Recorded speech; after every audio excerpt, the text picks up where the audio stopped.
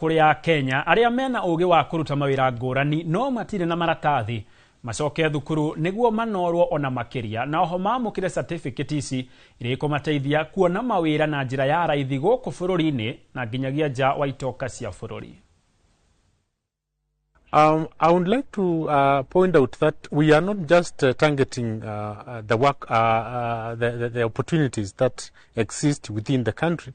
The caliber of training that we are offering, or the upskilling that we are doing to the workers, is exposing them to work not just within the hospitality industry within the country, but also we are targeting available opportunities overseas. It is targeting that worker who is down there.